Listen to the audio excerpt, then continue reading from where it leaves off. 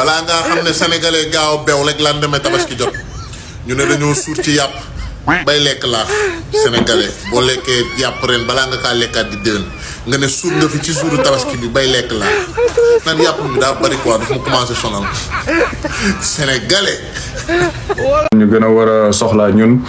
la jeunesse sénégalaise mooy ñuy nekk di waxtaanee lépp loo xamante ni ci xam-xam la teg ko ci yar ba pare essayer d'échanger sur des sujets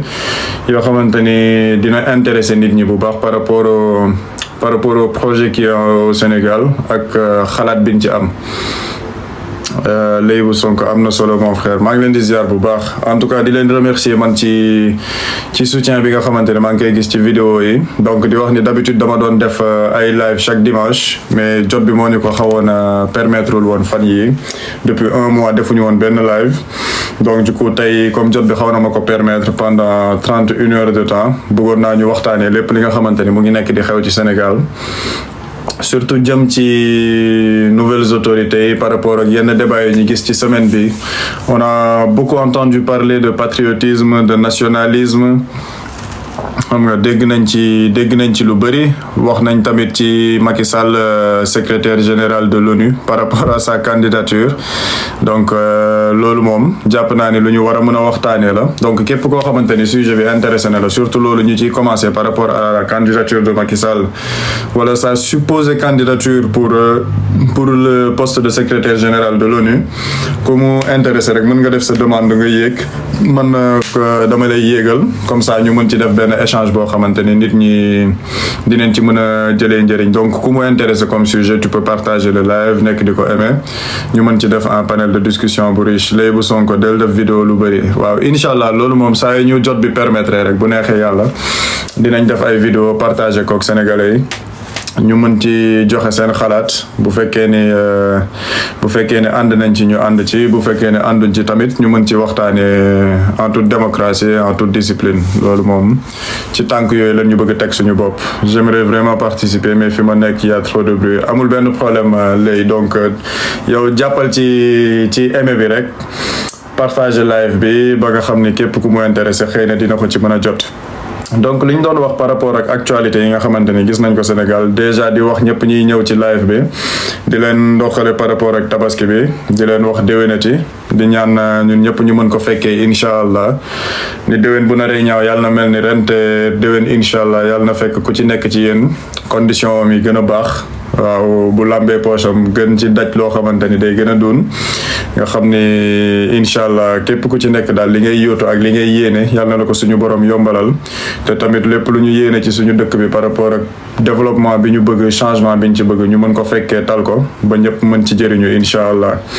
donc par rapport ak débat bi ma gis ci semaine bi ci poste secrétaire général de l'ONU par rapport à Macky Sall sa supposée candidature je parle de supposée candidature parce que déggaguñ benn annonce officielle de la personne concerné mu ne moom day nekk candidat pour le poste de secrétaire général de l'ONU mais ñun liñ ci xalaat mooy dafa am yenn yoo xamante ni xëy na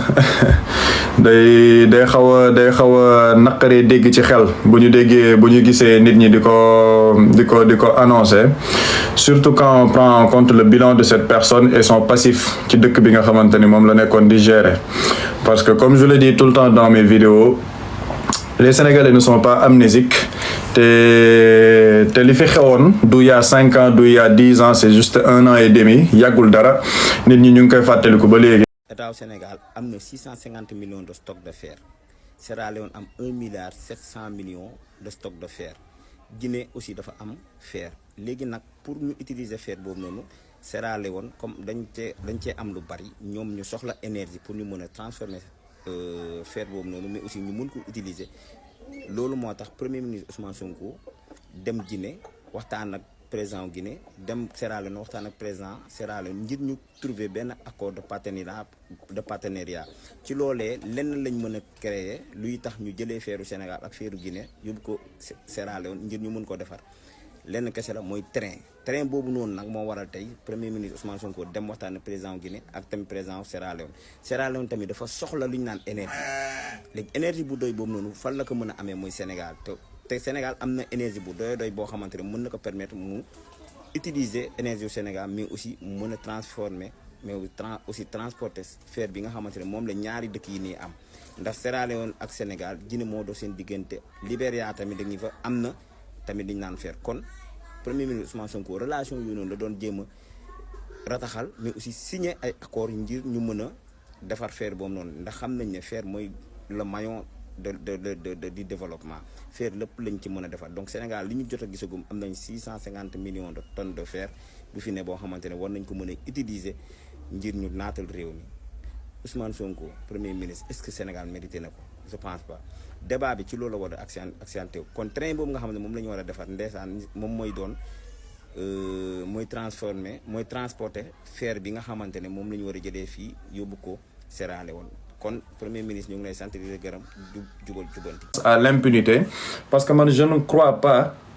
que l'ambition du président Macky Sall pour représenter le Sénégal ou représenter sa propre personne vaut plus que li nga xamante ni loolu la Sénégalais yi dund de 2021 à 2024 parce qu'il faut qu'on revienne à la sacralité de l'être humain te loolu dañ ko nekkoon di perdre lu bëri Sénégal maanaam l'être humain est très sacré boo gisee nit ñu bëri ñi nga xamante ni dañoo nekkoon di génn di kaas ci par rapport ak justice bi et sa lenteur c'est parce que les Sénégalais ont soif de justice pourquoi les Sénégalais ont soif de justice te loolu nit ñi dañ ci war a gën a taxaw bu baax parce que les Sénégalais ont connu de 2021 à 2024 ce qu'ils n'ont jamais connu ci seen histoire politique loolu il faut nit ñi di ko bañ a fàtte parce que c'est bien beau ñu nekk ñun jamono ji ci changement de régime ñu ne dañoo nekk di def alternance ceux qui sont au pouvoir aujourd'hui ils ont une légitimité populaire et une légitimité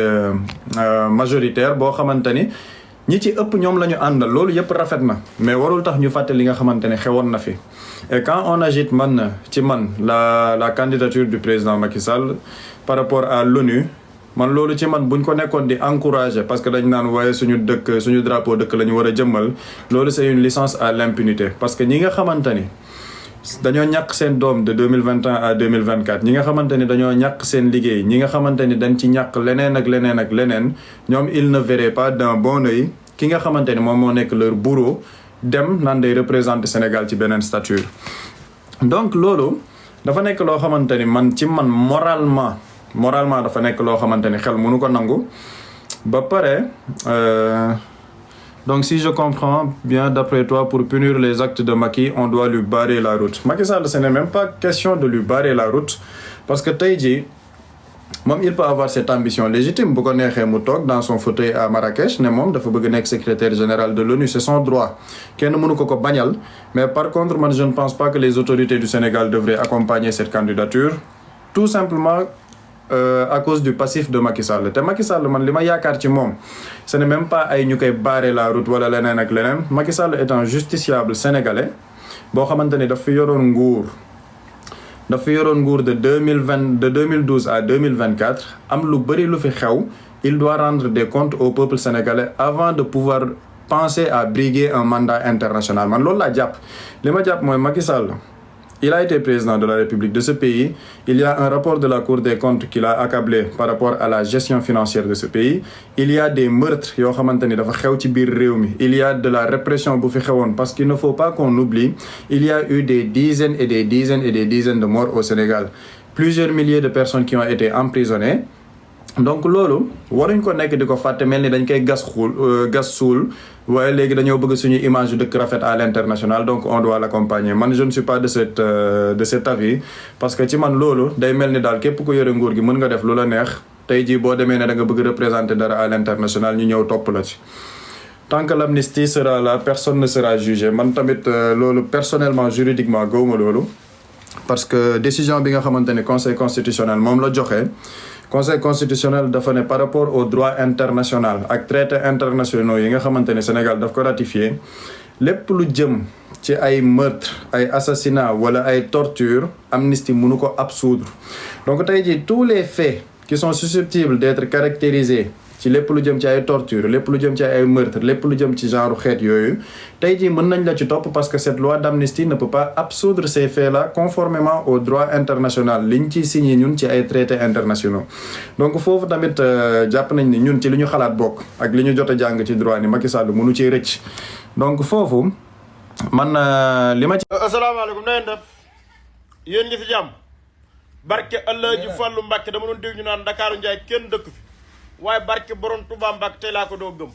maa ngi Ndakaaru man nag su ma doon Ousseynou ak Assane Cheikh yàlla xam nu may def bàyyi ba Tabaski jeex ñu taxaw sa appuyage ba maam bi nga duggee Dakar nga toog fa nit ki ñoo joxe junni billaahi buñ ko defa réew mi avance nit ki ñoo joxe junni réew mi dina aar avance Dakar kenn dëkk fi ñëpp génn nañu man nag maa ngi fi def jamono ma jàpp rek waaye bu jamono bi dañu incha allah dinaa génn comme ñëpp ci kanam yal na réew mi avance. ci wax rek mooy je ne pense pas que dañoo war a nekk ci logique boo xamante ne dañu naan il a été ancien président de la République dañ ko war a jàppale à l'international parce que suñu doomu réew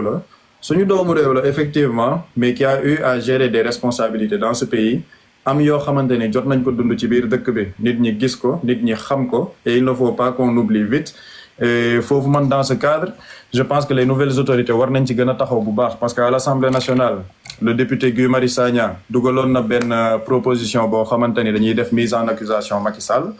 am na yeneen ak yeneen yoo xamante ni mën na ci xew te man personnellement ci li ma xalaat mooy li ma wax ci début live bi c'est un justiciable sénégalais qui doit rendre compte au peuple sénégalais par rapport ak li nga xamante ne xew na fi de 2019 à 2024 parce que lenn buñ ko fàtte on sort d'un rapport boo xamante ne dañu ne il y a une dette de plus de 5 000 milliards qui a été cachée aux Sénégalais et aux partenaires économiques donc yooyu noonu yëpp nit mënul yore nguur sénégalais yi ñu leen di dagg impôt ñu leen di dund loolu métti yow ñu jox la lengay nga def ci lu la neex avec un clanisme avéré sa ñi nga xamante ne ñoo nekk sa boor di dundee sénégalais yi yow nga dem après ñu ne non dañ lay jàppale à l'international man loolu ci man ce serait insulter les Sénégalais et puis ce serait insulter la mémoire de ceux qui se sont battus pour qu'il y ait une élection présidentielle en 2024 parce que bu ñu fàtte tamit foofu lay daanelee le patriote ma jox la kàddu gi mooy élection 2024 yi bu nit ñi xeexul woon bu Sénégalais yi génnul woon xeexal seen démocratie ñoom Macky Sall dañu doon aj élection yi parce que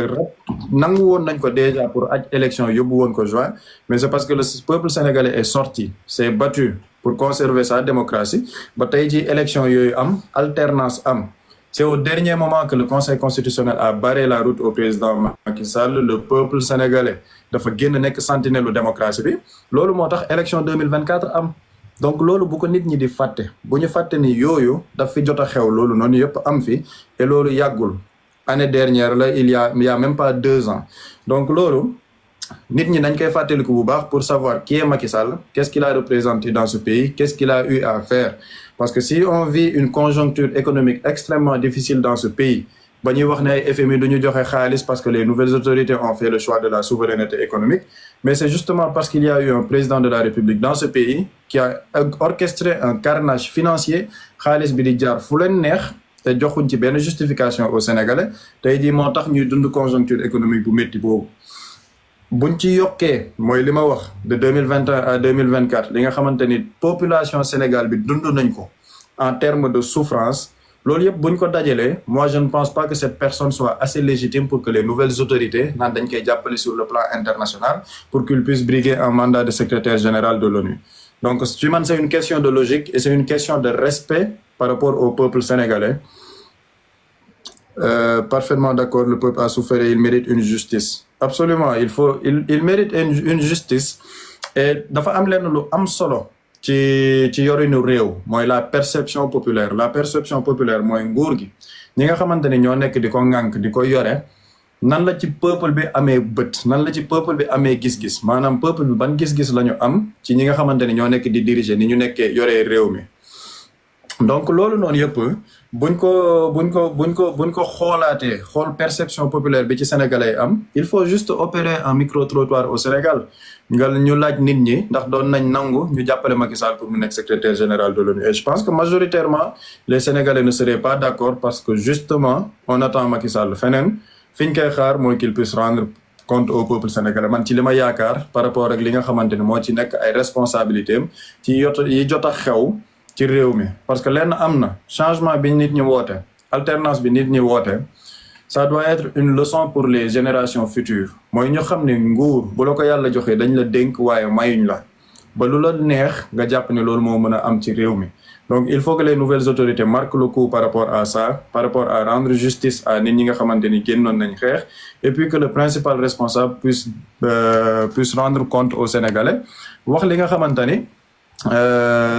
loolu la ci jotoon a taqee ak loolu la ci jotoon a laale. Donc le patriote maa ngi lay ziar bu baax di la jox kàddu bi. salaamaaleykum jëwriñ maa ngi lay sant.